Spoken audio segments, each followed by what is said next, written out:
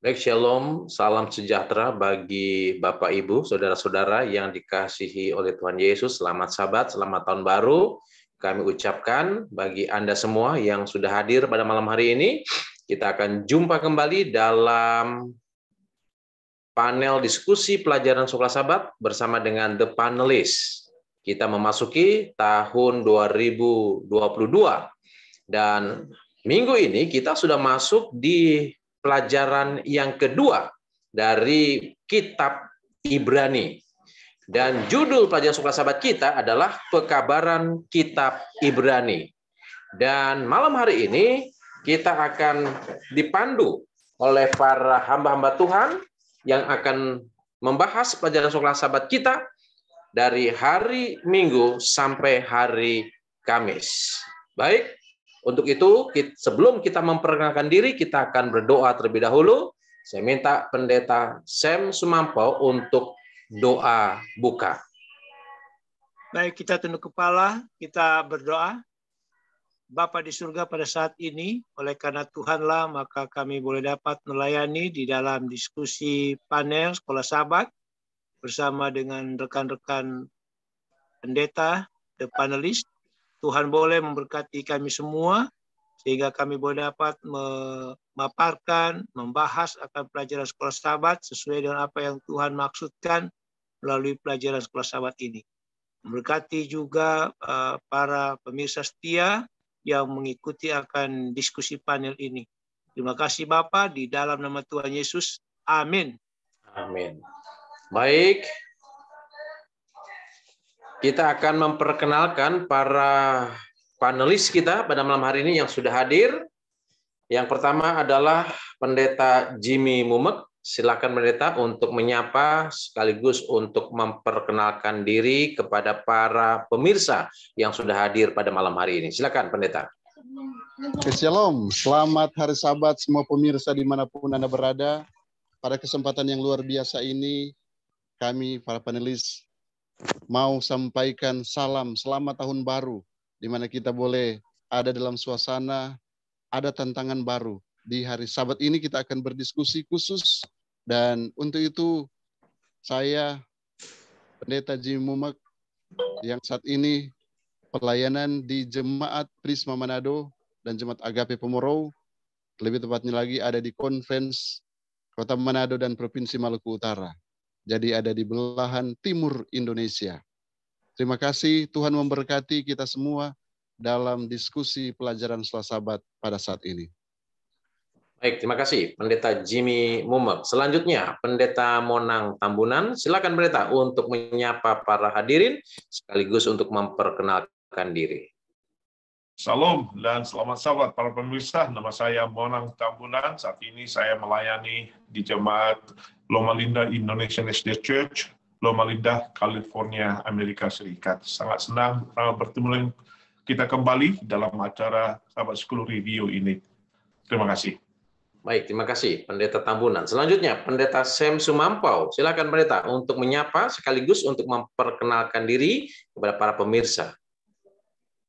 Baik, selamat Sabat, selamat Tahun Baru bagi kita semua, secara khusus bagi para pemirsa setia daripada diskusi panel di Facebook ini. Saya Pendeta Sam Sumampau, saya sekarang melayani di Nusa Tenggara Timur, tepatnya Gembala Jemaat di SLA Nusrah, sekaligus chaplain di SLA Nusrah. Terima kasih, Tuhan Yesus memberkati. Baik, terima kasih Pendeta Sumampau. Ada dua lagi panelis kita yang saat ini belum bergabung, oleh karena mungkin mereka masih dalam rangka ibadah 10 hari berdoa, yaitu nanti di hari Rabu, Pendeta Paul Sirait, kemudian hari Kamis, Pendeta Almi Simbolon, yang akan membahas pelajaran Sekolah Sabat kita. Nah, kita akan masuk di pelajaran Sekolah Sabat kita dengan judul Pekabaran Kitab Ibrani. Di dalam Ibrani 8 ayat yang pertama, ini adalah ayat intinya, dikatakan, inti segala yang kita bicarakan ialah kita mempunyai imam besar yang demikian, yang duduk di sebelah kanan tahta yang maha besar di sorga. Rasul Paulus sebagai penulis kitab Ibrani Dalam tulisannya dia menampilkan Yesus. Bukan hanya apa yang dilakukan oleh Yesus, tapi siapakah Yesus itu.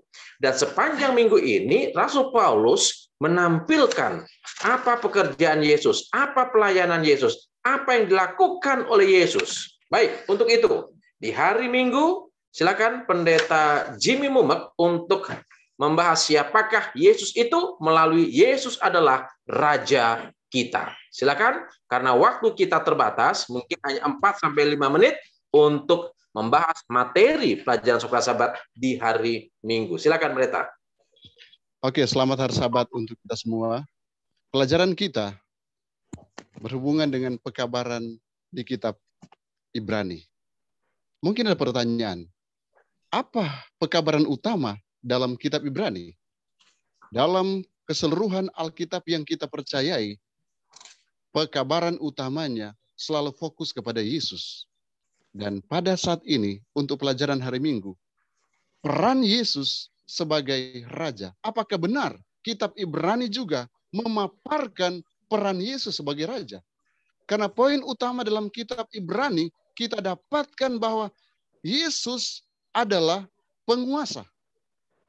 Penguasa yang duduk di sebelah kanan Bapa. Ibrani 8 ayat yang pertama. Dan sebagai Allah, Yesus juga selalu bersama-sama dalam pemerintahan. Ada hal yang menarik yang kita akan lihat. Oleh karena ketika kita kilas balik di dalam kitab Kejadian, sebenarnya pemerintahan ini diberikan juga kepada Adam dan Hawa. Ini kekuasaan atas dunia ini dipercayakan kepada Adam dan Hawa. Namun setan merebutnya ketika manusia pertama, Adam dan Hawa, jatuh ke dalam dosa. Tetapi Allah tidak membiarkan terus larut dalam dosa. Allah berjanji bahwa satu keturunan akan memulihkan kembali umat manusia. Kembali kita masuk kepada fokus pelajaran kita. Kita selalu kembali kepada kitab Ibrani. Dan untuk pelajaran saat ini, kita akan buktikan apakah benar Yesus adalah Raja. Yesus adalah penguasa. Kalau Adam dan Hawa pertama dipercayakan kekuasaan, kemudian setan merebutnya, ada jaminan bahwa akan ada yang akan berkuasa nanti juga dari keturunan Daud. Dan menariknya, Yesus ini ada dari garis keturunan Daud. Mari kita kembali kepada buku Ibrani. Lebih khusus, 2 pasal pertama dari kitab Ibrani yang fokus utamanya pada pengukuhan Yesus sebagai Raja. Boleh baca dalam Ibrani pasal 1 ayat 5 sampai ayat yang ke-14. Kita akan dapatkan ada susunan-susunan yang tertata rapi secara berurutan yang boleh meyakinkan kita bahwa penobatan Yesus adalah penobatan Sang Putra Mahkota sebagai Raja juga. Karena di setiap aspek, setiap bagian diperkenalkan upacara penobatan Sang Anak. Ini kalau Sang Anak Raja berarti dia adalah seorang pangeran yang juga akan menjadi pewaris tahta kerajaan. Dia juga akan menjadi raja. Dan memang dia adalah raja. Dalam konteks ini kita sedang berbicara tentang Yesus adalah Raja dan bagaimana Yesus dikatakan Raja lewat 2 pasal pertama di dalam kitab Ibrani. Jadi pertama, Allah mengangkat Yesus sebagai anak kerajaan. Kedua, Allah kemudian memperkenalkan anak ini di pengadilan surgawi yang menyembah dia. Dan kemudian yang ketiga, Allah menobatkan anak ini, yaitu Yesus, dan memberikan kekuasaan yang sebenarnya kepada Yesus sebagai seorang raja. Jadi tidak bisa disangka lagi bahwa memang Yesus adalah seorang raja yang berkuasa di atas dunia ini, bahkan di atas segala-galanya. Jadi untuk pelajaran yang pertama ini, ketika kita belajar tentang fokus utama pekabaran dalam kitab Ibrani, pekabarannya ialah tentang Yesus. Dan poin pertama, pekabaran ialah Yesus sebagai Raja di atas segala raja, yang akan datang kembali juga sebagai Raja untuk menjemput saya, dan saudara. Tuhan Yesus memberkati kita semua. Baik, terima kasih Pendeta Jimmy Muhammad yang sudah membahas di hari bahwa Yesus adalah Raja kita. Selanjutnya kita akan masuk di pelajaran hari Senin, yaitu tentang Yesus adalah perantara kita. Silakan Pendeta Mona Tambunan untuk membahas pelajaran di hari Senin. Terima kasih Pendeta Horsina dan juga Pendeta Mumek. Kita akan melanjutkan pelajaran kita dari judul Pekabaran Kitab Ibrani.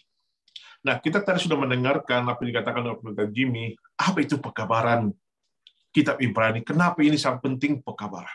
Nah, minggu yang lalu kita sudah mempelajari bahwa penulis Kitab Ibrani dalam hal ini, yaitu Paulus, ingin menunjukkan bahwa Yesus lebih superior dari siapa saja. Baik dari malaikat-malaikat, baik dari para nabi-nabi di Perjanjian Lama termasuk Musa, baik dari keimamatan Harun, ya, dan juga baik raja-raja yang ada di Israel. Yesus lebih superior dari mereka. Nah, saat ini kita melihat pekabaran ini sangat penting bagi kita, bahwa bagaimana Yesus lebih superior dan kenapa kita harus memilih Yesus dibandingkan yang lain. Tadi Pendeta Jimmy sudah mengatakan bahwa Yesus lebih superior karena ia adalah raja atas segala raja. Ya, bukan hanya sekedar raja dari keturunan Daud, tapi ia adalah raja oleh karena Allah telah mengangkat dia untuk duduk di sebelah kanannya. Lalu kemudian pada hari ini kita melihat pelajaran hari ini bahwa Yesus adalah pengantara kita. Nah, kita mengetahui bahwa di Perjanjian Lama ada seorang tugas atau jabatan yang diangkat oleh Tuhan untuk menjembatani atau menghubungkan atau menjadi perantara antara orang berdosa atau orang Israel kepada Allah. Nanti kita akan lihat ini lebih lanjut nanti di pelajaran hari Rabu. Tetapi pelajaran hari Senin ini sudah disampaikan bahwa ada pengantara. Dan pengantara ini adalah seseorang yang luar biasa. Bukan hanya sekedar pengantara atau agen yang biasa-biasa saja. Di dalam Yohanes 14 ayat yang ke-6 kita membaca firman Tuhan mengatakan, lalu Yesus menjawab, Aku adalah jalan dan kebenaran dan hidup. Tidak seorang pun sampai kepada Bapa tanpa melalui aku. Kita lihat di sini, Yesus adalah kebenaran, jalan, kebenaran dan hidup. Dan tidak seorang pun bisa tiba kepada Bapa tanpa melalui Yesus. Lalu kemudian di dalam Kisah pasal 4 ayat 12 kita membaca bahwa keselamatan hanya dapat diperoleh di dalam nama Yesus Kristus. Tidak ada nama yang lain. Ya, jadi Yesus lebih hebat, lebih superior daripada semua pemuka-pemuka agama atau nabi-nabi, pimpin-pimpin agama di dunia ini. Karena di dalam mereka tidak ada keselamatan, tapi di dalam Yesus ada keselamatan. Dan kenapa hal ini bisa Yesus lebih superior sebagai pengantara kita? Dikatakan oleh karena dalam Keluaran pasal 4 ayat 22 dan 23. Sama seperti Allah telah mengangkat Israel menjadi anaknya. Allah juga telah mengangkat Yesus menjadi anaknya. Dan bukan itu saja. Yesus diangkat oleh Allah menjadi anaknya bukan sekedar sebagai anak. Tetapi ia juga, bagaimana pelajaran kemarin, sebagai Allah.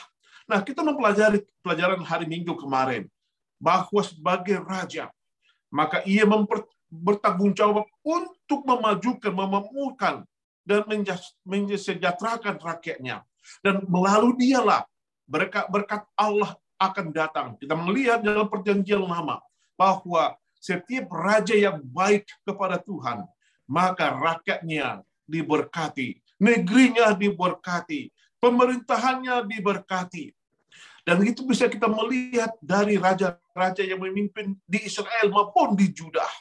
Dan setiap raja yang memerintah yang baik di Juda, maka negeri itu makmur dan jaya. Tapi bagi raja yang tidak setia kepada Tuhan, maka berkat-berkat Tuhan terhalang dan mereka pun berada di bawah perhambaan bangsa-bangsa lain. Nah, lalu penulis Kitab Ibrani menunjukkan kepada kita bahwa Yesus jauh lebih baik, lebih unggul, lebih hebat, lebih superior dari semua pengantara-pengantara yang lain itu. Berkat-berkat Allah yang akan diberikan kepada kita akan luar biasa hebatnya.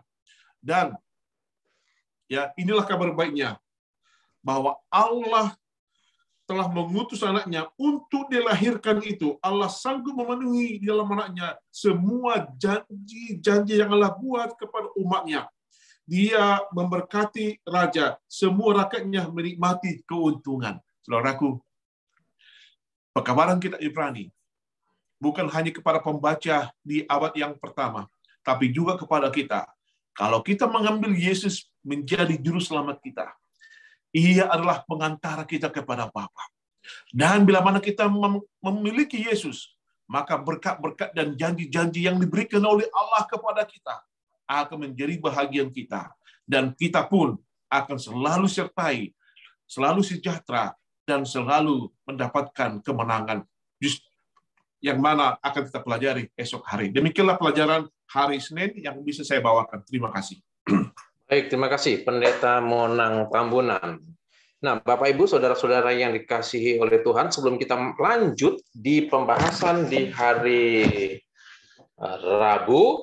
hari Selasa, saya ingin menyapa terlebih dahulu Bapak Ibu yang sudah hadir pada malam hari ini. Selamat Sabat dan selamat Tahun Baru. Kami ucapkan kepada Bapak Boy Harmawan, Bapak Ebenezer Sembiring, Pendeta Agus Manurung, Bapak Devris Yakobus, Bapak Kisah Frans, Bapak Porayos Kun Freddy, kemudian ada juga Bapak Jimor Tambunan, kemudian Ibu Vanda Nayoan Poluan, Ibu Rahel Huta Barat Siregar, Bapak Wilbert Situmorang, dan Ibu Novita Anastasia Sirang. Selamat Sabat, selamat bergabung. Kiranya Tuhan memberkati Bapak Ibu yang sudah hadir pada malam hari ini. Dan nanti jika ada pertanyaan berkaitan dengan materi pelajaran Suka Sabat kita, Bapak Ibu boleh tulis di ruang komentar dan nanti para panelis akan menjawab setiap pertanyaan yang masuk. Baik, selanjutnya kita akan masuk di pelajaran hari Selasa, yaitu tentang Yesus adalah pemenang kita, yang akan dibahas oleh panelis kita, Pendeta Sam Sumampau. Silakan Pendeta. Baik, terima kasih Pendeta Hursina. Jadi saudara-saudaraku, pekabaran kitab Ibrani yang selanjutnya di pelajaran hari Selasa adalah bahwa Yesus adalah pemenang kita. Yesus adalah pemenang kita. Bila mana kita membaca di dalam 1 Samuel pasal 8 ayat 19 dan ayat yang ke-20, di situ kita melihat bagaimana orang Israel menginginkan seorang raja yang akan memimpin mereka di dalam sebuah peperangan, di dalam sebuah pertempuran. Oleh karena mereka lupa bahwa sesungguhnya Allah itu adalah raja mereka. Dan di mana raja, Yesus adalah raja. Tadi di pelajaran hari Minggu, Pendeta Mumok sudah menyatakan bahwa Yesus adalah raja. Dan Yesuslah sesungguhnya yang memimpin orang Israel, yang memimpin kita di dalam pertempuran melawan musuh. Dan kalau kita melihat di dalam Ibrani pasal 2 ayat 14 sampai ayatnya yang ke-16, di situ digambarkan bahwa Yesus raja kita sebagai pemenang, dinyatakan sebagai pemenang. Di mana Kristus menghadapi dan mengalahkan iblis di dalam peperangan tunggal, pertempuran tunggal. Artinya Yesus sendiri dan juga melawan musuhnya iblis. Dan pada saat itu kita tahu bahwa Yesus telah mengalahkan iblis sehingga kita dapat dibebaskan dari perbudakan dosa. Dan gagasan bahwa Allah menyelamatkan Israel, Allah menyelamatkan kita, Yesus dalam hal ini, di dalam pertempuran itu juga dinyatakan di dalam kitab Yesaya. Yesaya 42 ayat 13, Yesaya 49 ayatnya yang ke-25, dan juga Yesaya 59 ayat 15 sampai ayatnya yang ke-20. Jadi di situ dinyatakan bahwa memang Yesus di dalam peperangan itu dia yang disebut tadi adalah pertempuran atau peperangan tunggal. Tapi sebagai orang Kristen, kita sering berpikir bahwa kita bertempur sendirian dengan iblis. Dan memang kalau kita membaca di dalam Efesus pasal 6, ayat 10 sampai ayatnya ke-18, satu perikop itu, memang kita sedang bertempur, kita memang sedang berperang dengan kuasa kejahatan, dengan iblis. Tetapi ingat saudara-saudaraku bahwa Yesus adalah pemenang bagi kita. Karena Yesuslah yang berperang di depan. Saudara dan saya di belakang. Kita adalah bagian memang di dalam pertempuran itu. Kita ini adalah tentara-tentara Kristus. Itulah sebabnya mengapa di dalam Efesus pasal 6 ayat 10 sampai ayatnya ke-18 itu dikatakan kita harus menggunakan perlengkapan senjata Allah. Karena saudara dan saya sekali lagi adalah tentara Kristus.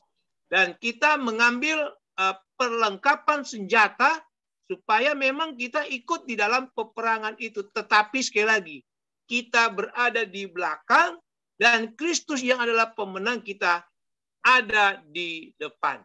Demikianlah pelajaran kita untuk hari Selasa. Saya kembalikan kepada host kita, Pendeta James Pursina. Baik, terima kasih Pendeta Sam Sumampo yang sudah membahas pelajaran sekolah sahabat kita di hari Selasa, yaitu tentang Yesus adalah pemenang kita. Baik, selanjutnya kita akan masuk di Yesus adalah imam besar kita. Yesus adalah imam besar kita. Tadi di awal saya sudah mengatakan bahwa Rasul Paulus sebagai penulis buku Ibrani, dia ingin menampilkan Yesus, apa yang dilakukan oleh Yesus, dan siapakah Yesus itu sendiri. Nah, di dalam Ibrani 5 sampai ayat yang Ibrani 5 sampai Ibrani pasal yang ke-7, ya, Paulus menampilkan Yesus sebagai imam besar, di mana hal ini menggenapi janji Allah sendiri kepada Daud bahwa dari garis keturunannya lah, yaitu Mesias atau Yesus, akan menjadi imam besar untuk selama-lamanya menurut peraturan Melkisedek. Itu terdapat dalam Mazmur 110 ayat yang keempat. Nah, yang menjadi pertanyaan adalah apakah imam itu? Imam adalah seseorang atau seorang wakil manusia dalam urusan-urusan mengenai Allah. Imam diangkat atas nama manusia untuk mewakili manusia dan mengantarai hubungan antara manusia dengan Allah. Jadi, imam adalah seseorang yang mengantarai atau seorang perantara. Kemudian, apa tugas dari imam itu? Apa fungsi dari imam itu? Pelajaran sekolah sahabat kita memberikan beberapa tugas atau fungsi daripada imam itu. Yang pertama adalah imam bertugas sebagai pengantara antara manusia dengan Allah. Jadi imam menjembatani, mengantarai hubungan antara Allah dengan manusia. Lalu yang kedua, tugas atau fungsi daripada imam adalah ia mempersembahkan korban atas nama manusia. Ya, jadi mempersembahkan korban bakaran atas nama manusia. Lalu yang ketiga, tugas atau fungsi imam adalah mengajarkan hukum Allah kepada umat dan memberikan penjelasan serta penerapan akan hukum Allah. Dan yang keempat, tugas daripada imam adalah memberkati umat atas nama Allah. Yang kelima, tugas atau fungsi daripada imam adalah membawa doa-doa permohonan dari umat kepada Allah, yang biasa disebut dengan doa syafaat. Kemudian yang keenam adalah membawa kabar keselamatan kepada orang lain. Jadi ini adalah garis besar tugas atau fungsi daripada imam itu. Nah, saudara-saudara kekasih di dalam Tuhan, di dalam perjanjian lama, imam besar itu dipilih atau ditunjuk secara khusus. Dan itu berasal dari suku Lewi dan keturunan dari Harun. Sedangkan di dalam perjanjian baru, kalau kita baca di dalam 1 Petrus 2 ayat yang ke-9, bahwa di sana dikatakan setiap orang yang percaya kepada Yesus, ya, dan yang telah dipanggil keluar dari dosa, maka mereka disebut sebagai imamat yang rajani. Jadi setiap orang dari suku, dari bahasa, dari bangsa manapun, ketika dia percaya kepada Yesus, maka dia disebut sebagai imamat yang rajani. Nah, jadi masing-masing kita yang sudah dipanggil oleh Allah, yang sudah keluar dari dosa, maka kita ini adalah imam di hadapan Allah. Imamat yang rajani di hadapan Allah. Nah, sekarang imamat yang rajani, apa fungsinya? Dalam hal apa kita disebut sebagai imamat yang rajani? Yang pertama, kita bisa mendekat atau kita bisa datang kepada Allah melalui doa-doa kita. Yang kedua, dalam pekerjaan penyelamatan jiwa. Ya, yang ketiga, kita bisa mengajar hukum Allah atau peraturan-peraturan Allah kepada orang lain. Dan yang keempat, kita bisa mempersembahkan korban pujian dan perbuatan baik. Jadi inilah keimamatan, ya, inilah keimamatan yang rajani, di mana mereka punya fungsi sebagai yang sudah saya sampaikan tadi. Nah, saudara-saudara kekasih dalam Tuhan, saat ini, ya, Yesus sebagai imam besar kita, dia duduk di sebelah kanan Allah Bapa. Yesus menjadi perantara antara kita dengan Bapa. Yesus membawa darahnya sendiri menjadi korban penebus dosa. Dan Yesus adalah pembela kita. Dan yang terakhir, Yesus membawa permohonan-permohonan doa-doa kita kepada Bapa di sorga. Jadi, Yesus adalah imam besar kita, imam agung kita yang saat ini sedang melayani kita di Ka'bah surgawi. Baik, jadi inilah pelajaran sekolah sahabat kita di hari Rabu, yaitu tentang Yesus adalah imam besar kita. Baik, selanjutnya di hari Kamis, yaitu tentang Yesus mengantari perjanjian yang lebih baik, akan dibahas oleh Pendeta Almi Simbolon. Silakan. Terima kasih, Pastor.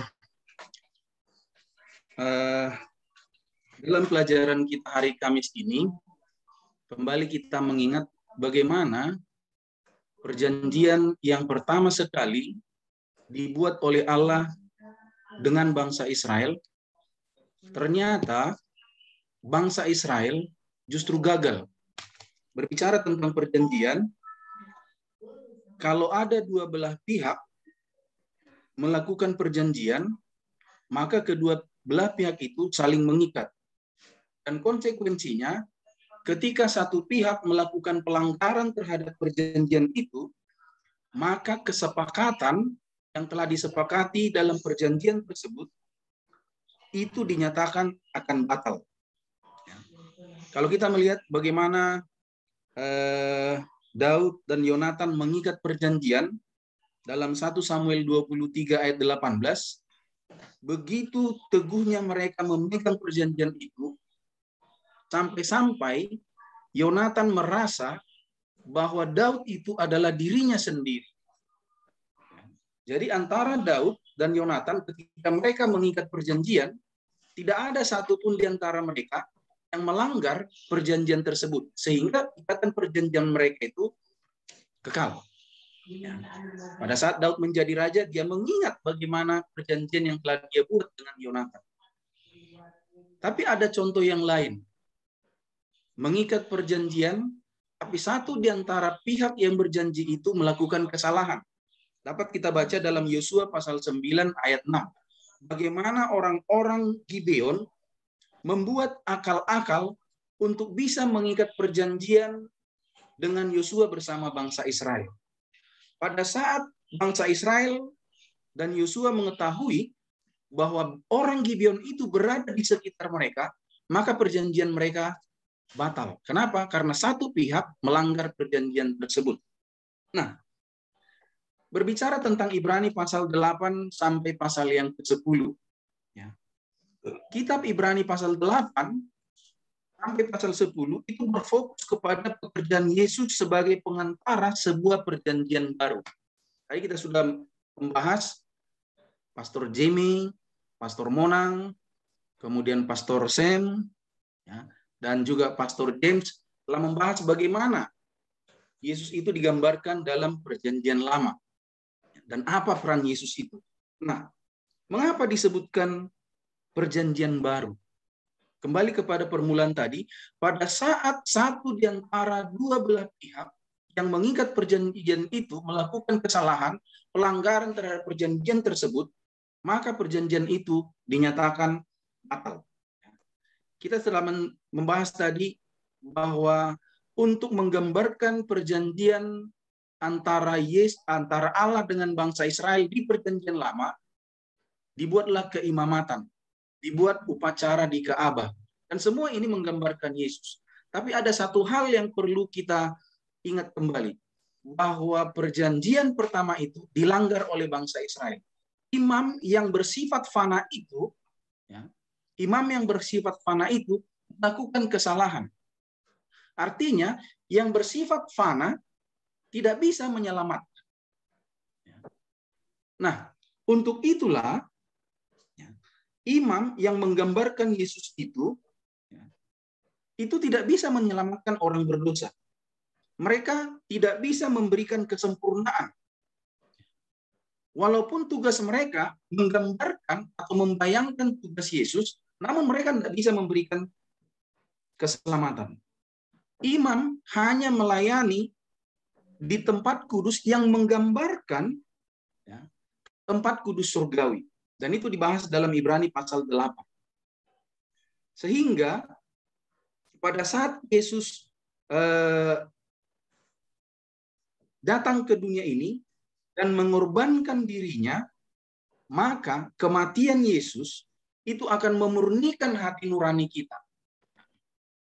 Memang korban persembahan domba yang dipersembahkan itu melambangkan kematian Yesus. Darah domba yang tercurah itu melambangkan darah Yesus. Tapi darah domba itu dan kematian domba itu tidak memberikan kesempurnaan kepada kita manusia berdosa. Hanya Yesus yang tersalib, yang mencurahkan darahnya di salib itu, yang dapat menyempurnakan kita, yang dapat memurnikan hati nurani kita, sehingga kita bisa dekat kepada Allah. Dan itu digambarkan dalam Ibrani 10 ayat 19 sampai 22.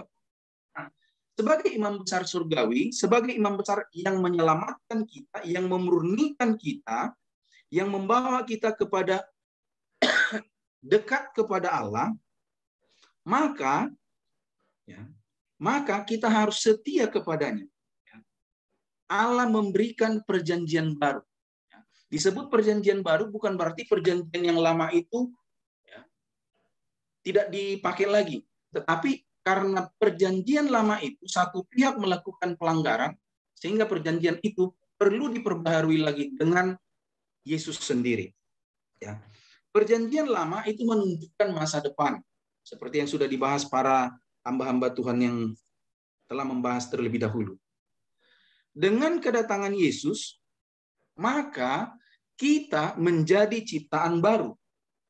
Dengan matinya Yesus, maka hati kita yang batu ini diubah menjadi daging, artinya menjadi lemah lembut.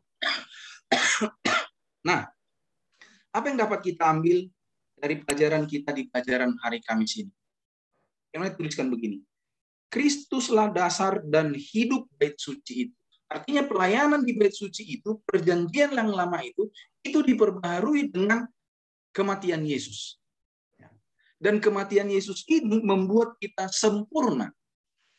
Menyempurnakan kita, memurnikan hati nurani kita. Segala upacaranya melambangkan korban anak Allah. Keimamatan sudah diadakan untuk membayangkan sifat pengantaraan dan pekerjaan Kristus. Jadi semua pelayanan di bait suci itu menggambarkan perjanjian yang baru. Nah, Dalam Ibrani pasal 8 sampai pasal 10 kita menemukan dua pertanyaan. Mengapa disebut perjanjian baru? Ketika kita menemukan pertanyaan ini, maka sama seperti apa yang telah dijelaskan oleh hamba-hamba Tuhan tadi. Dalam Ibrani 5 ayat 1 sampai 4, sistem pengorbanan keimamatan Lewi itu, upacara di Ka'bah itu memang menunjuk kepada kematian Yesus, melambangkan Yesus. Namun, kesempurnaan moral itu tidak bisa diberikan oleh pelayanan di bait suci. Kesempurnaan moral itu tidak bisa diberikan oleh imam Lewi.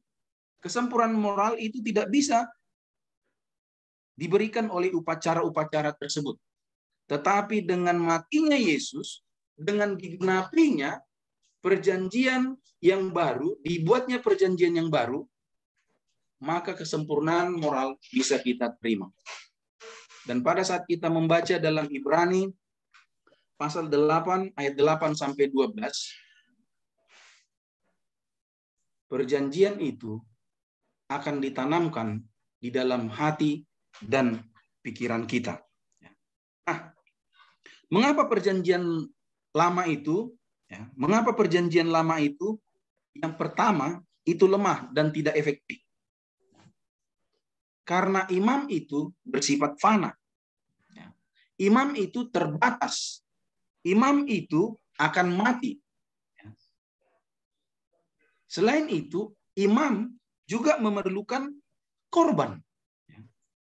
Jadi perjanjian pertama itu menjadi usang dengan kedatangan pengorbanan Kristus yang lebih sempurna dari pelayanan imam. Lalu mengapa dibuat perjanjian yang baru? Tuhan tidak hanya memilih imam yang fana, tetapi Tuhan adalah Allah yang hidup. Ibrani 7 ayat 24. Dengan datangnya Yesus, dengan pengorbanan Yesus, tidak ada lagi kambing jantan, tidak ada lagi domba jantan, tidak ada lagi sapi jantan, tetapi Yesus sendiri telah mempersembahkan dirinya. Dalam Ibrani 7 ayat 27 dan Ibrani 9 ayat 14. Jadi ketika dia datang, dialah yang menghapus dosa kita. Itu sebabnya perjanjian kedua itu disebut lebih unggul dari perjanjian pertama. Dan itu sebabnya disebutkan perjanjian baru yang lebih baik. Silakan, Pastor James. Baik, terima kasih Pendeta Simbolon yang sudah membahas pelajaran Sukra Sabat kita di hari Kamis. Selanjutnya, sebelum kita masuk di pertanyaan-pertanyaan yang sudah masuk pada malam hari ini, saya kembali ingin menyapa para pemirsa yang sudah menyaksikan siaran kita pada malam hari ini. Selamat Sabat Bapak Robert Pearson, Bapak Henry Marudut, Bapak Herjai Sahari, Bapak Joni Richard Panjaitan. Kemudian selamat Sabat juga kepada Bapak Yadi Watumlawar, Pendeta Yunus Manurung, Pendeta Poltak Siregar. Ya, selamat Sabat yang sudah hadir pada malam hari ini. Kemudian selamat Sabat Bapak Antoni Lim, Bapak Felix Gosal, Bapak Benyamin Sihotang, Bapak Yusias Narang, Bapak Wilbert Situmeang, kemudian Bapak Donald Lapasiang, dan Bapak Mulyadi Tambunan. Selamat Sabat, selamat bergabung. Kiranya Tuhan akan memberkati kita semua. Baik, selanjutnya kita akan masuk kepada sesi yang kedua, yaitu pertanyaan-pertanyaan yang berkaitan dengan pelajaran Sukra Sabat kita pada minggu ini. Ini pertanyaan pertama ini dari Bapak R. Herjana Sabah. Ya, dari Bapak R. Herjana Sabah. Pertanyaannya ada sebagai berikut. Apakah benar bila mana kita membaca kitab Ibrani, maka kita harus membacanya dengan pikiran Ibrani? Sedangkan banyak hal peristiwa dan keadaan di sana tidak sesuai dengan keadaan atau situasi iman kita di Indonesia? Mohon penjelasan. Baik, saya minta Pendeta Monang Tambunan bisa memberikan jawaban atas pertanyaan Bapak Herjana Sabah. Silakan Pendeta. Terima kasih Pendeta Rosina dan Pendeta apa namanya yang bertanya? Bapak Herjana Sabah. Bapak Herjana Sabah. Pertanyaan yang sangat menarik dan bagus untuk kita mengerti dan pahami. Nah, dalam pelajaran minggu yang lalu kita sudah melihat bahwa pekabaran kitab Ibrani dituliskan kepada orang Ibrani. Nah, siapakah pendengar kitab Ibrani? Sebenarnya tidak disebutkan secara jelas dan secara langsung bahwa pendengarnya siapa. Bisa saja mereka, tetapi yang jelas penulis Ibrani menunjukkan bahwa mereka adalah the second generation pendengar. Kenapa dikatakan bahwa mereka adalah generasi kedua pendengar? Karena mereka tidak mendengarkan langsung Injil itu dari Yesus, tetapi dari orang-orang yang membawakan Injil itu kepada mereka. Lalu kemudian, siapakah pendengar kitab Ibrani? Kemungkinan mereka adalah Hellenistic Hebrews. Artinya mereka adalah orang-orang Ibrani yang tinggal di perantauan. Jadi bahasa yang mereka pakai adalah bahasa Greka, bukan bahasa Ibrani. Sama seperti kita yang tinggal di Jawa, bisa saja dia orang Batak, tetapi tidak bisa berbahasa Batak, oleh karena ia sudah lama tinggal di Sunda, contoh sederhana. Jadi, nah, culture yang dia hidupkan bisa saja masih mengikuti tradisi lama, tapi juga sudah mengadopsi dengan culture-culture di mana dia tinggal. Jadi tidak necessary bahwa pendengar Ibrani adalah orang yang berbudaya dan berbahasa Ibrani. Jadi, kemudian, minggu yang lalu, juru pelajaran sekolah sahabat kita mengatakan surat untuk orang Ibrani dan untuk kita. Artinya, bahwa surat untuk yang ditulis oleh Paulus kepada orang Ibrani juga relevan kepada kita. Kenapa saya katakan demikian? Nah, surat Ibrani sebenarnya bukanlah surat, tetapi ini adalah khotbah. Ya, ini sebuah khotbah Paulus kepada para pendengarnya yang pada waktu itu mengalami 3 fase pengalaman rohani. Yang pertama adalah pada waktu mereka mendengarkan pekabaran itu, mereka sangat senang sekali, mereka bahagia sekali. Bahkan penulis Ibrani mengatakan dan kitab Kisah Para Rasul mengatakan mereka mempunyai pengalaman dengan Roh Kudus. Ya, semangatnya luar biasa, berapi-api. Tetapi dengan berjalannya waktu, mereka juga menghadapi tantangan dan rintangan, baik dari orang Yahudi sendiri atau orang-orang Judaism maupun dari pemerintahan Roma. Ya, banyak rintangan-rintangan. Ya, lalu kemudian rintangan-rintangan ini membuat mereka mulai tawar hati, mulai ragu. Ya, lalu yang kemudian mengatakan dalam pasal 10 Ibrani sampai pasal 13, bahkan ada banyak orang memilih untuk tidak datang lagi beribadah. Nah, jadi kita lihat di sini, bukankah itu pengalaman banyak orang-orang Kristen sekarang ini? Contoh sederhana, dia dulu mungkin tidak mengenal kebenaran, tiba-tiba kemudian setelah ada KKM dia dengar kebenaran. Dia mendapat perlawanan dari keluarganya. Keluarganya tidak menganggap dia lagi saudara. Keluarganya tidak menganggap dia lagi anggota keluarga. Lalu kemudian di pekerjaan, dulu dia bekerja hari Sabtu, sekarang dia tidak bisa bekerja hari Sabtu. Kemudian dia mendapat tantangan di pekerjaan, mulai dia di-fire. Kemudian bukan itu saja, ya. Dia bukan hanya mendapat pertentangan dari keluarga, ya, tapi juga dari teman-teman, dari lingkungan, dari sosial, mulai dari kucilkan. Ya, bagi mereka yang menjadi seorang Advent yang tidak bertumbuh di lingkungan Advent dan keluarga Advent akan mengalami pengalaman demikian. Bukankah itu pengalaman banyak saudara kita? Lalu kemudian pengalaman apa yang dialami orang Ibrani, contoh sederhana, ada kalanya pencobaan-pencobaan yang datang kepada kita, ujian-ujian datang kepada kita, ya, ada kalanya melemahkan iman kita. Ya, kita lihat di gereja contohnya. Oh, Advent itu pekabarannya luar biasa, tetapi kenapa di dalamnya begini? Ya, jadi tawar hati. Lalu kemudian, aku nggak usah gereja lagi. Bukankah itu pengalaman saudara saya kalau melihat sesuatu yang tidak pantas terjadi di gereja? Lalu, ya, itu sebabnya bahwa pekabaran Paulus kepada Ibrani adalah relevan bagi kita karena pas. Itulah sebabnya di dalam Keluaran pasal yang pertama, dalam Ibrani pasal pertama, Ini mengatakan bahwa pekabaran Ibrani ini adalah pekabaran masa kini. Dan itulah judul pelajaran sekolah kita satu kuartal ini, yaitu pada hari-hari terakhir pekabaran kitab Ibrani. Oleh karena sangat relevan sekali bagaimana pengalaman orang-orang Ibrani pada waktu itu, pada waktu Paulus menulis surat ini di tahun 60-an sampai tahun 70. Dan kemudian satu hal sebelum saya lupa. Ingat, kitab Ibrani ditulis sebelum Ka'bah di Yerusalem dihancurkan. Nah, bagi orang Ibrani, ya pada waktu itu, bagi orang Kristen, bukan orang Ibrani, bagi orang Kristen pada waktu itu adalah hari kiamat di mana Yesus akan datang. Nah, mari kita lihat sekarang ini, ya. Nanti kita hidup di akhir zaman, bahwa Yesus akan segera datang, tapi kita belum tahu. Dunia ini akan berakhir. Akan muncul pengalaman-pengalaman, penganiayaan seperti yang dialami oleh orang-orang Kristen di zaman di mana Paulus hidup pada waktu itu, yaitu zaman tengah-tengah kerajaan Roma dipimpin oleh Kaisar Nero.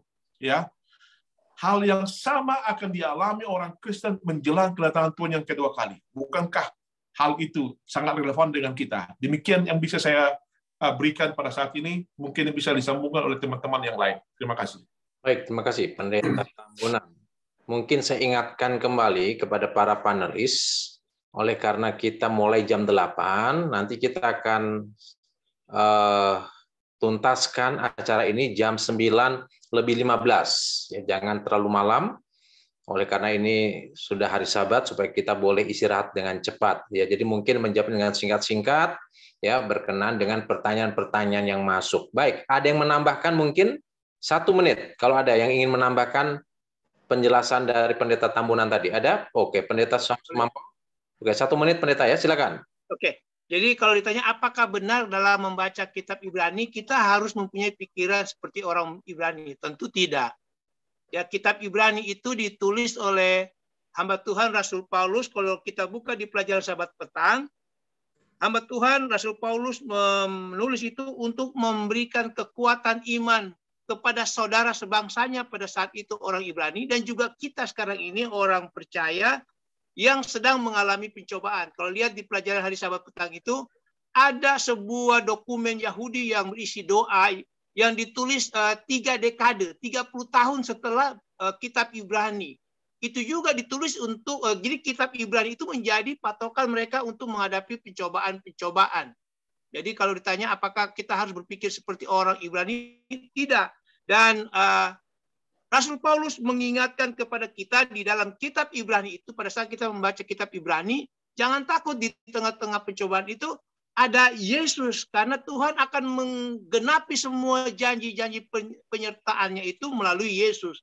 Di mana kita sudah bahas di pelajaran hari Minggu, Yesus itu sudah dinobatkan sebagai Raja kita. Yesus itu adalah perantaraan kita. Yesus itu adalah pemenang kita. Yesus itu imam besar kita. Dan melalui Yesus, maka perjanjian yang lama itu yang ditandai dengan korban-korban itu semua sudah boleh dikatakan tidak sempurna tadi dikatakan oleh Pendeta Almi Simolon. Karena Yesus menjadi perjanjian yang lebih baik. Dan itulah sesungguhnya yang dimaksudkan Tuhan, kenapa disuruh tulislah itu hamba Tuhan Rasul Paulus di dalam kitab Ibrani. Jadi kita nggak perlu harus menjadi pikiran kita seperti orang Ibrani. Itu saja. Terima kasih. Oke, baik. Terima kasih, Pendeta Sumampau. Pertanyaan yang kedua ini dari Bapak L. Silalahi. Nanti Pendeta Jimmy Mumek boleh menjawab pertanyaan dari Bapak L. Silalahi. Pertanyaannya sebagai berikut. Tugas imam salah satunya menjelaskan umum Allah. Pertanyaannya adalah, kalau imam dahulu benar-benar menerapkan hukum yang diajarkan, namun mengapa sekarang banyak imam-imam yang tidak menjalankan apa yang diajarkannya? Apa yang kita sebagai anggota layak menegurnya? Tolong pencerahannya. Silakan, Pendeta Jimmy Mumek.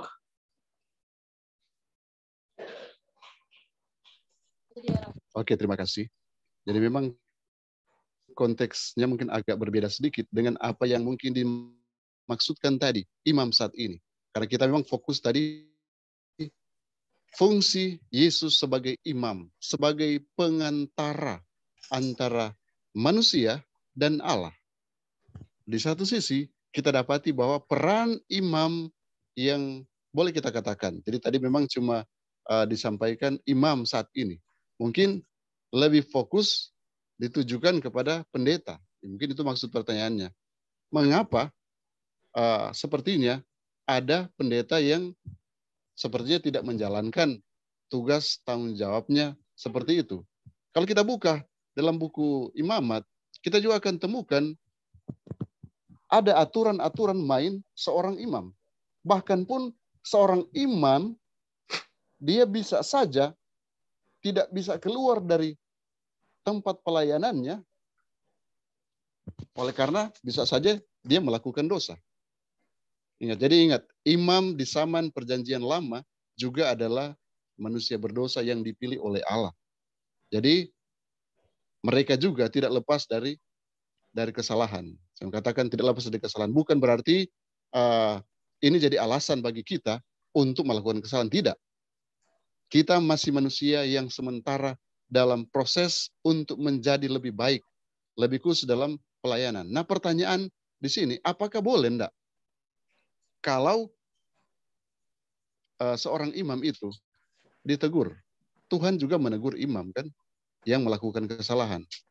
Nah, sekarang apakah Tuhan saat ini menegur secara langsung juga imam-imam yang melakukan kesalahan? Saya tidak tahu seperti apa tegurannya, tapi pasti ada tegurannya. Nah, sekarang dalam konteks umat, apakah boleh umat menegur imam yang melakukan kesalahan? Apakah benar kita sudah lihat dengan jelas imam melakukan kesalahan? Ini pertanyaan yang perlu kita jawab terlebih dahulu. Oleh karena dalam perspektif kita pasti akan mulai berpikir dan mulai mempersalahkan. Jika motif kita adalah untuk membangun, yes, silakan. Tapi motif yang lain jika tujuannya untuk mengkritik, itu mungkin agak berbeda. Karena itu, kita sebagai rekan sekerja bersama-sama dengan Allah. Katakanlah kita imam. Kemudian ada umat-umatnya. Kita saling melengkapi satu dengan yang lain. Namun, fokus kita supaya kita semua boleh diselamatkan. Nah, kalau fokus kita semua kita mau diselamatkan, itu berarti ketika kita melihat ada yang salah, motif dan tujuan kita adalah untuk membangun, bukan untuk mengkritik. Jadi ini yang saya ingin supaya kita mengerti, sehingga kita tidak akan salah kaprah ketika kita katakan, oh boleh enggak tegur? Ya tegur, saya pikir tidak masalah. Tapi ada yang punya motif yang berbeda. Mungkin itu yang bisa saya sampaikan. Mungkin teman-teman yang lain akan menambahkannya. Terima kasih. 1 menit. Terima kasih untuk Pendeta Jimmy Mumek yang sudah menjawab pertanyaan dari Bapak L. Silalahi. Oke, Pendeta Sumampo sepertinya ingin menambahkan. Silakan. 1 menit. 1 menit saja. Oke, silakan. Jadi kalau dibilang bahwa imam-imam dulu itu menerapkan hukum, saya pikir kita mesti lihat fakta yang ada di dalam Alkitab. Kita tahu bahwa imam itu adalah orang Lewi, secara khusus imam itu adalah keturunan Harun.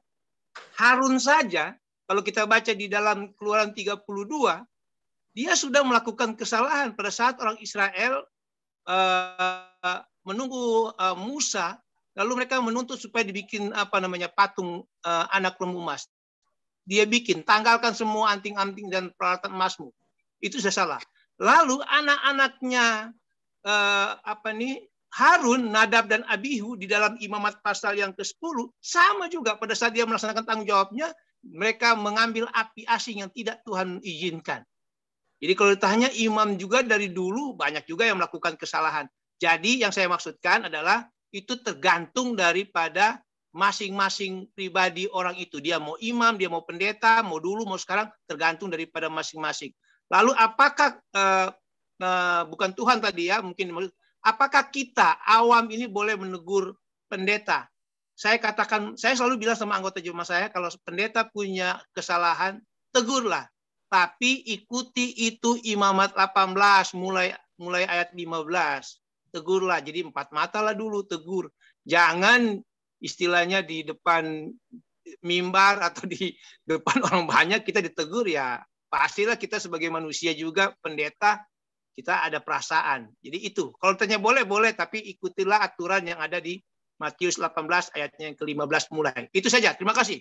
Oke, baik, terima kasih Pendeta Sumampau. Baik, sebelum Menit, Pastor.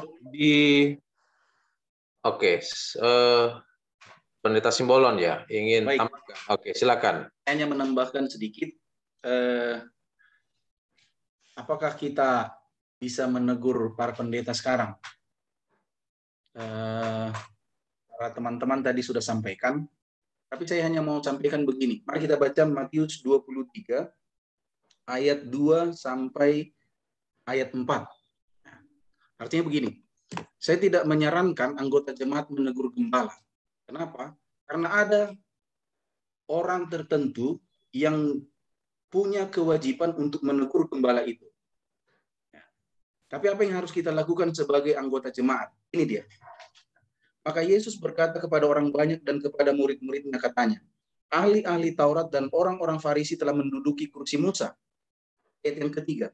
Sebab itu, turutilah dan lakukanlah segala sesuatu yang mereka ajarkan kepadamu. Tetapi, janganlah kamu turuti perbuatan-perbuatan mereka, karena mereka mengajarkannya tetapi tidak melakukannya. Mereka mengikat beban-beban berat lalu meletakkannya di atas bahu orang, tetapi mereka sendiri tidak mau menyentuhnya. Artinya,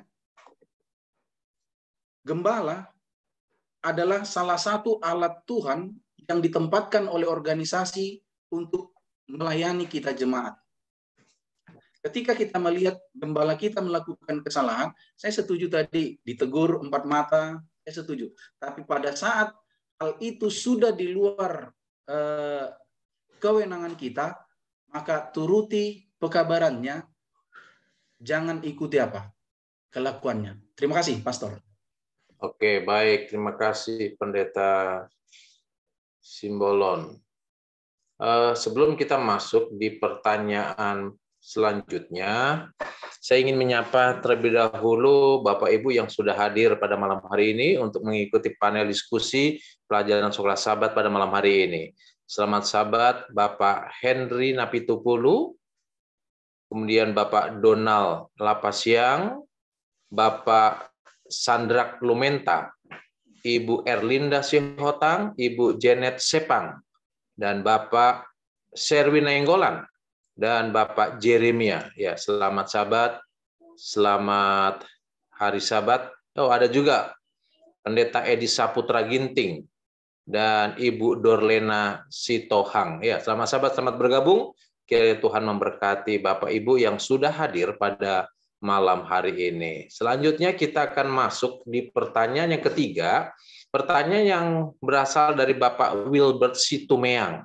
Ya, nanti Pendeta Almi Simbolon boleh memberikan jawaban atas pertanyaan dari Bapak Wilbert Situmeang. Pertanyaannya adalah, apakah sebutan imamat yang rajani itu hanya diberikan bagi orang Advent saja? Silakan, Pendeta. Terima kasih, Pastor James. Mari kita buka Alkitab kita, 1 Petrus pasal 2.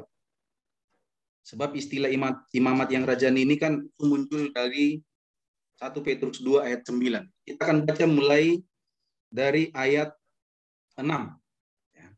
Sebab ada tertulis dalam kitab suci, sesungguhnya aku meletakkan di Sion sebuah batu yang terpilih, sebuah batu penjuru yang mahal, dan siapa yang percaya kepadanya tidak akan dipermalukan. Kalimat yang pertama perlu kita garis bawahi adalah siapa yang percaya kepadanya.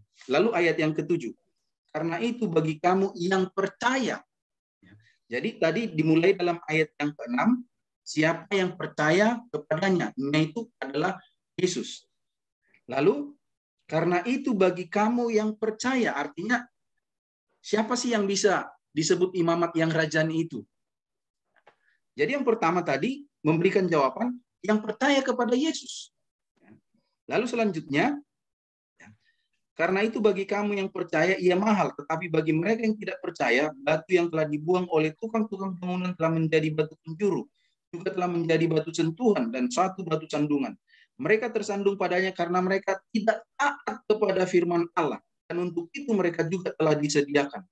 Tetapi kamulah bangsa yang terpilih, imamat yang rajani, bangsa yang kudus, umat kepunyaan Allah sendiri, supaya kamu memberitakan perbuatan-perbuatan yang besar dari Dia yang telah memanggil kamu keluar dari kegelapan kepada terangnya yang ajaib. Kamu yang dahulu bukan umat Allah, tetapi yang sekarang telah menjadi umatnya, yang dahulu tidak dikasihi, tetapi yang sekarang telah beroleh belas kasihan. Jadi pertanyaannya, apakah sebutan imamat yang rajani itu hanya diberikan bagi orang Advent saja? Karena saya orang Advent, saya akan katakan iya. Tapi karena saya percaya kepada Yesus, maka saya akan katakan imamat yang rajani itu sesuai dengan ayat yang sudah kita baca tadi, bisa disampaikan kepada orang yang percaya dan menerima Yesus. Bukan, tidak cukup hanya percaya dan menerima Yesus. Ada tugasnya tadi. Seperti Pastor James tadi sudah jelaskan, tugas imamat yang rajani itu apa? Dan intinya di sini, percaya, menerima Yesus, lalu menjadi juru kabar Yesus. Karena apa yang Yesus berikan kepada kita itu kita sampaikan kepada orang lain. Itu kita kabarkan kepada orang lain. Dan inti pekabaran kita hanya satu. Yesus adalah jalan keselamatan. Teman-teman yang lain mungkin akan tambahkan. Silakan, Pastor. Silakan. Terima kasih Pendeta Simbolon yang sudah memberikan jawaban atas pertanyaan tadi. Mungkin ada yang ingin tambahkan 1 menit? 1 menit. Oke, silakan. Pendeta. Oke, jadi apakah imamat yang rajani itu hanya untuk orang Advent? Tentu jawabannya tidak. Kalau menurut saya ya. Walaupun saya pendeta Advent, saya berani katakan itu tidak. Karena lihat tadi sudah dikatakan yang menulis itu adalah Petrus. Petrus itu bukan imam. Petrus itu rasul. Lalu pekabaran kitab Ibrani itu yang menulis Paulus itu pun rasul. Bahkan rasul yang bukan dari 12 rasul. Dan kita tahu bagaimana di Matius pasal 23, Yesus sendiri sudah mengecam imam-imam. Sudah mengecam imam-imam. Jadi ini kalau kita mau lihat kejiwaan atau perasaan daripada murid-murid Tuhan Yesus itu, dia mau mengarahkan apa yang sudah dilakukan oleh imam-imam yang pada saat itu tuh sudah jauh menyimpang dari apa yang Tuhan inginkan. Maka dipilihlah 12 rasul ini untuk membuat satu perubahan secara kerohanian. Itulah sebabnya Petrus mengatakan di dalam 1 Petrus ayat 9, kamu inilah imamat yang rajani. Begitu juga dengan Paulus. Jadi tidak lagi harus istilahnya begitu. Dan itu sebenarnya Yesus sudah sampaikan juga di dalam Yohanes pasal 4 itu mulai ayat 18, 19, 20 pada saat bahwa kita bisa beribadah langsung kepada Tuhan, tidak perlu lagi itu. Karena Yesus sudah tahu apa yang dilakukan oleh imam itu sudah tidak sesuai dengan apa yang dilakukan Tuhan. Itu saja. Terima kasih. Oke, baik, terima kasih. Ini pertanyaan terakhir mungkin ya dari para pemirsa, yaitu dari Bapak Porayo Skunfredi. Nanti Pendeta Sumampo boleh menjawab pertanyaan dari Bapak Porayo Skunfredi. Selamat sahabat para panelis. Pertanyaan, apakah fungsi atau peran imam dalam perjanjian lama konteksnya sama dengan peran suami sebagai imam dalam keluarga? Terima kasih. Silakan Pendeta Sumampo.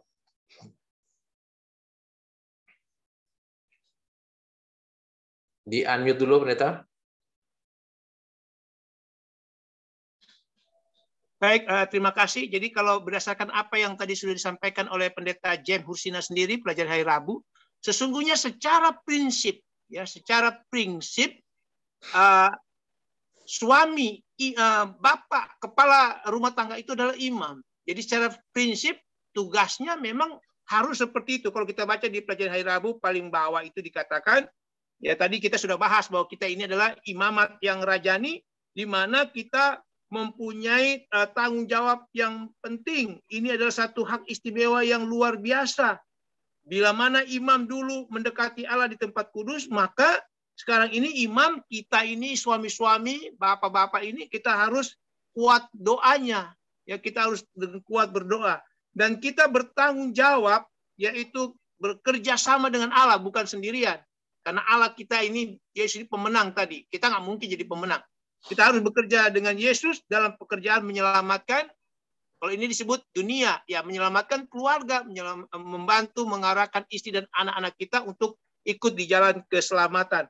Dan juga dikatakan kita harus mengajar dan menjelaskan hukum dan peraturan Allah. Barang tentu tidak tidak perlu yang jauh-jauh dulu, ya harus di keluarga dulu, istri dan juga anak-anak.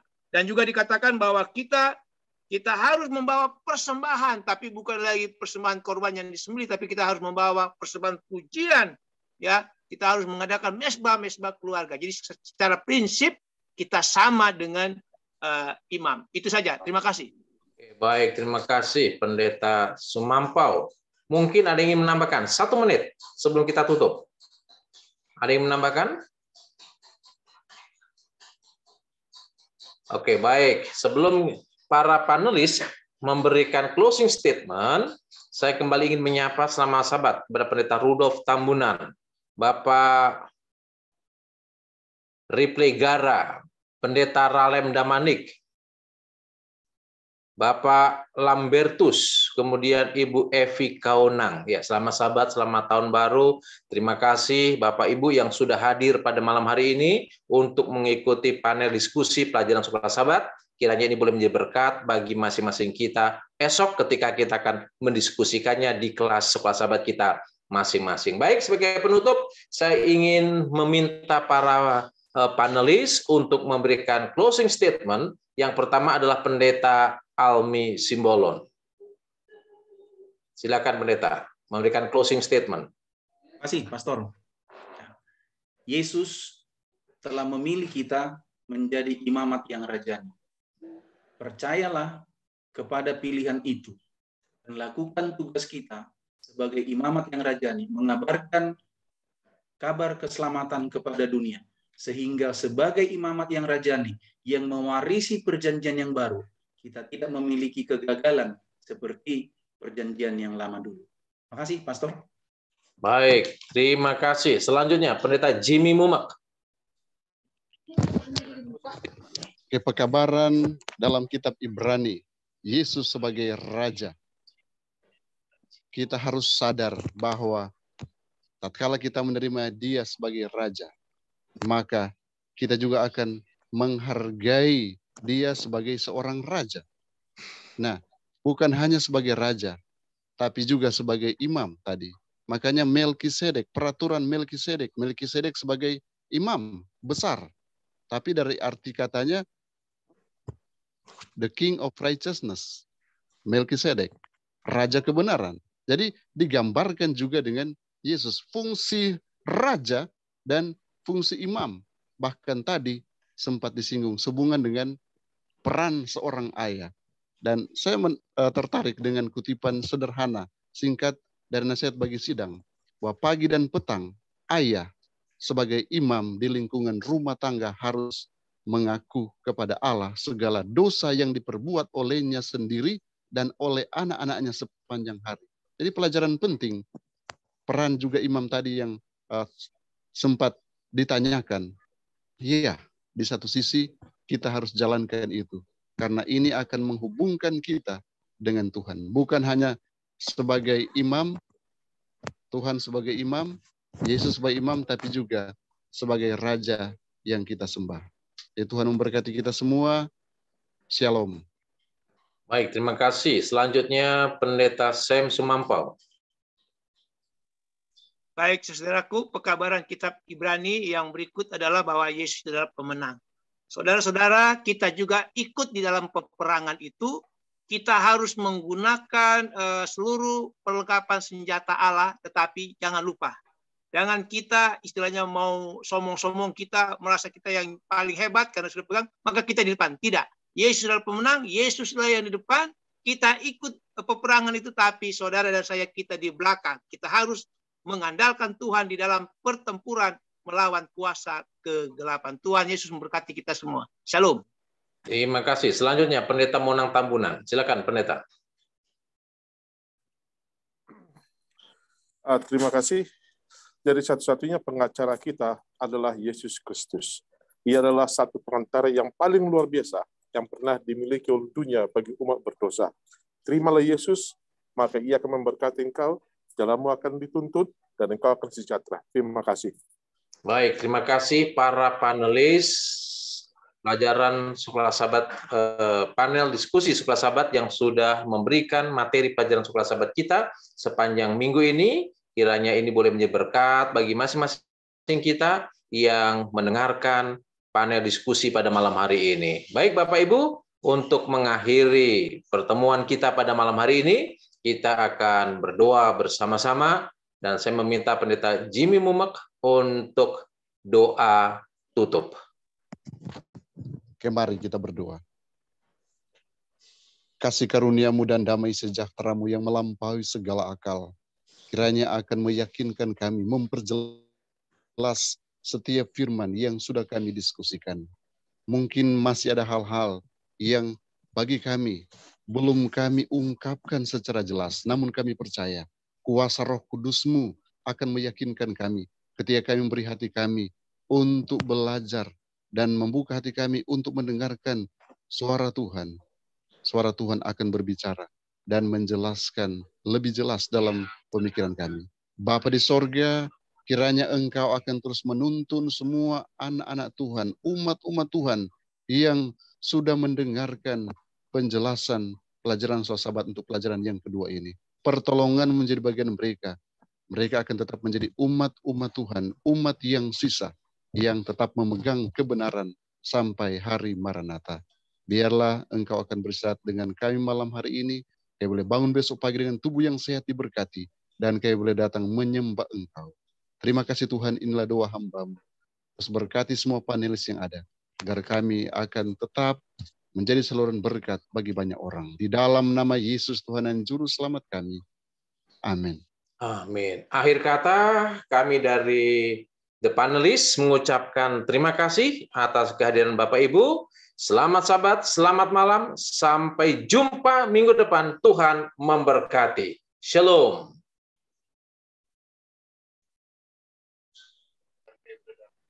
Shalom, Tuhan